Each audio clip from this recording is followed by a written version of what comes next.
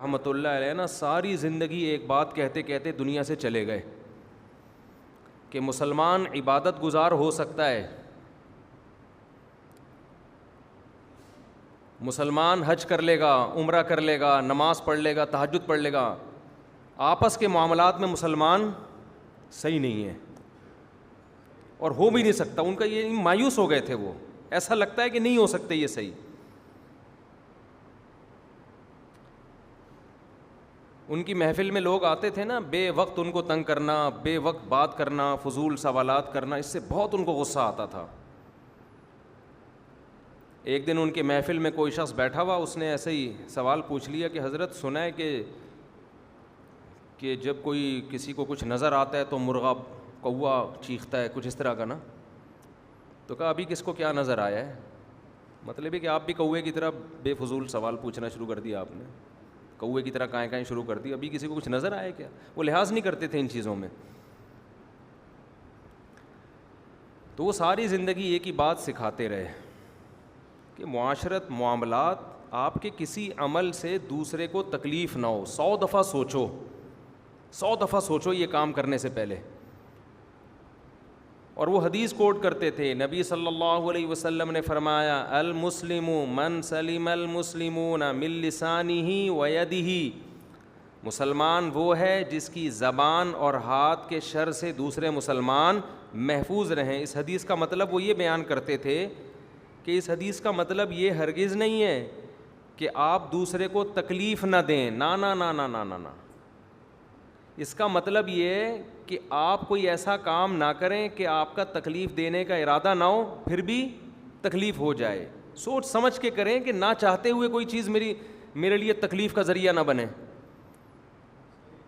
ہر کام کرنے سے پہلے 100 دفعہ سوچیں کہ یار ایسا نہ ہو کہ سامنے والے کو اس عمل سے تکلیف ہو. اگر آپ نے کوئی ایسی ویڈیو بنائی، آپ پوچھیں تو صحیح کہ میں وائرل کروں اس کو کہ نہیں کروں.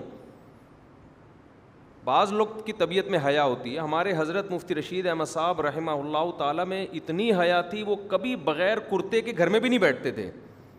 مزاج تھا ان کا. تو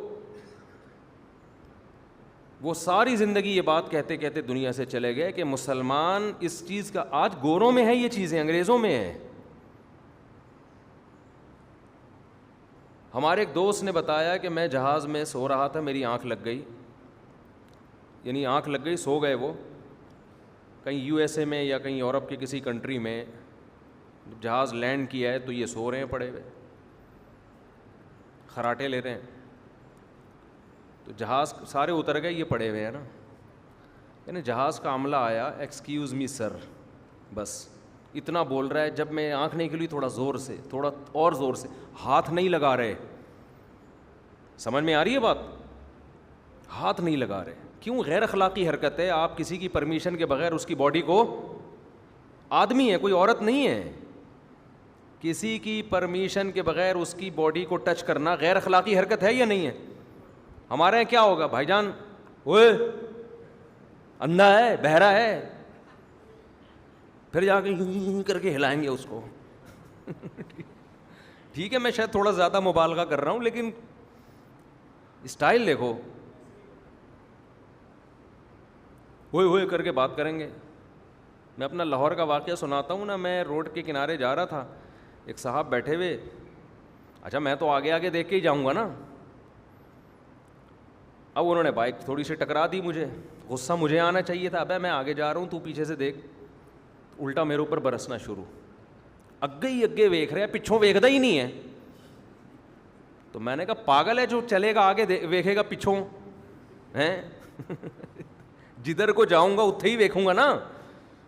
مجھے وہ تانا دینے لگے، اگے ہی اگے، اگوں ہی اگوں ویکھدا ہے، پچھوں ویکھدا ہی نہیں ہے. تو ابے تو اگے ویکھ، میں کیوں پیچھے ویکھوں، میں تو جا ہی اگے رہا ہوں. تو بس جس کو جو ٹھڑک جہاں اتار دے اتار دے. ہر جگہ ہی ایسا ہے. لاہور کا تو واقعہ ہے، اس لیے میں لاہور کا تذکرہ کر رہا ہوں. مطلب کوئی لاہور والوں کو برا کہنا نہیں ہے، کہیں بھی ہوتا تو یہی ہوتا ہے نا. موضوع میں اس کو تھوڑا سا کمپلیٹ کروں، یہ بہت امپورٹنٹ موضوع ہے. آپ کہیں گے کیا آیت پڑھی تھی اور کس کہیں اور چلے گئے. اس کے کچھ میں تھوڑے چند ایک اصول بیان کر دیتا ہوں اور یہ ہماری شریعت کا حصہ ہے. مولانا اشرف علی تھانوی رحمۃ اللہ علیہ اس بات کو روتے تھے, کہتے ہیں لوگ اس کو دین کا حصہ نہیں سمجھتے, یہ بڑی کمبختی ہے. وہ فرماتے تھے لوگ کہتے ہیں بس نماز روزہ نماز روزہ, وہ بھی ضروری ہے بھائی, نماز تو سب سے بڑا رکن ہے اسلام کا, اس میں کون سا ہم لوگ پورے اتر رہے ہیں. لیکن کم از کم جو نماز نہیں پڑھتا, لوگ یہ سمجھتے تو ہے نا کہ دین کو فالو نہیں کرتا, لیکن آپس کے رہن سہن کے معاملات کو تو دین کی فہرست سے نکال دیا ہے. شارٹ ہوتی جا رہی ہے تمیز مارکیٹ میں. دیکھو اللہ نے خوب سمجھ لیں, ہمیں انسانوں کے بیچ میں پیدا کیا ہے اور ہمارا آپس میں ایک ریلیشن بنایا ہے. جب بھی ریلیشن کی شکل میں کوئی قوم رہتی ہے تو اسے اپنے جذبات کچل کے دوسرے کے جذبات کا خیال رکھنا پڑتا ہے. ایسا کبھی بھی نہیں ہوتا کہ بس میں اپنی منمانی زندگی گزاروں. کبھی ایسا ہوتا ہے؟ لوگ ایک ریاست میں جب رہتے ہیں, اب آپ اپنی گاڑی لے کے نکلے, ایک اسٹیٹ میں آپ رہ رہے ہیں, کنٹری میں آپ رہ رہے ہیں, تو کنٹری میں سب ایک دوسرے سے مربوط ہوتے ہیں نا. ہر آدمی یہ تو نہیں کہ میں خپل زندگی گزاروں گا. اب آپ کا اپنا ذاتی گھر, آپ اپنی ذاتی گاڑی لے کے نکلے, روڈ آپ نے اپنے پیسوں سے بنوایا. ایک مثال دے رہا ہوں, آپ گئے آگے سگنل پہ لال بتی جلی ہوئی ہے, آپ توڑ کے نکل گئے. لوگ کہہ رہے ہیں بھائی یہ قانون ہے, لا ہے, ریڈ پہ رکنا ہے. آپ کہیں گاڑی میری, گھر میرا, گاڑی کی چابی بولو نا میری, روڈ میرے باپ کا, میں نے بنایا. تو یہ لال بتی کون ہوتی ہے مجھے روکنے والی ہے بھائی؟ یہ دلیل صحیح ہوگی؟ بولیں گے بھائی یہ اس لیے کہ جب بے شک روڈ آپ کے باپ کا ہے, یہ گاڑی بھی آپ کے باپ کی ہے, یہ چابی بھی آپ کے باپ کی ہے, لیکن جب آپ یہاں رہتے ہو تو آپ کے باپ کے علاوہ بھی بہت سارے لوگ یہاں پہ رہتے ہیں, اور یہ روڈ پہ سب کو چلنے کا حق ہے. تو جب سب چلیں گے تو ٹکرائیں گے نا آپس میں. تو ایک مینجمنٹ ہے کہ بھائی ابھی تھوڑی دیر کے لیے یہ لوگ رک جائیں, ان کو جانے دیں, پھر وہ چلے جائیں, وہ رکیں گے, آپ جائیں گے. تو ہمیں کیا پتہ چلا, جب بھی ہم اکٹھے کہیں زندگی گزارتے ہیں تو ہمیں ایک دوسرے کے جذبات کا خیال رکھنا پڑتا ہے.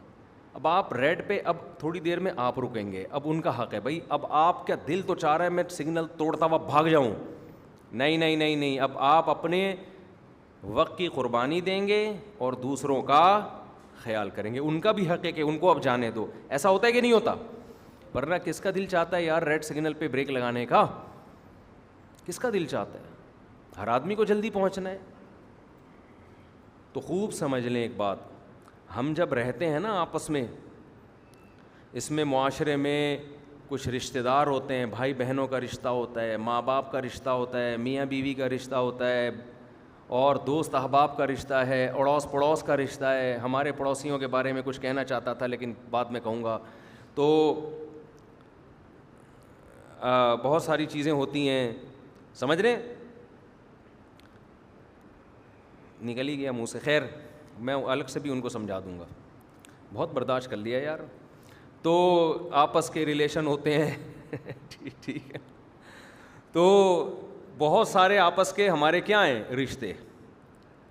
اللہ تعالیٰ نے ایک ایک ریلیشن سے میری مراد صرف خونی رشتے نہیں ہیں, کسی کا بھی کسی طرح کا کوئی رشتہ آپ سے ہے, تھوڑی دیر کا بھی لنک ہے. دیکھو کتنی زبردست آیت ہے 5ویں پارے کے شروع میں, آج پڑھیں آپ, وَاعْبُدُوا اللَّهَ وَلَا تُشْرِكُوا بِهِ شَيْئًا وَبِالْوَالِدَيْنِ إِحْسَانًا وَبِذِي الْقُرْبَى وَالْيَتَامَى وَالْمَسَاكِينِ وَالْجَارِ ذِي الْقُرْبَى وَالْجَارِ الْجُنُبِ وَالصَّاحِبِ بِالْجَنبِ وَابْنِ السَّبِيلِ وَمَا مَلَكَتْ أَيْمَانُكُمْ. کیا کوئی ایک ریلیشن ایسا نہیں ہے جو اللہ نے اس آیت میں بیان نہ کیا ہو. اتنی ڈیٹیل میں دنیا کی کسی قانون کی کتاب میں ریلیشن کے بارے میں ہدایات نہیں ملیں گی آپ.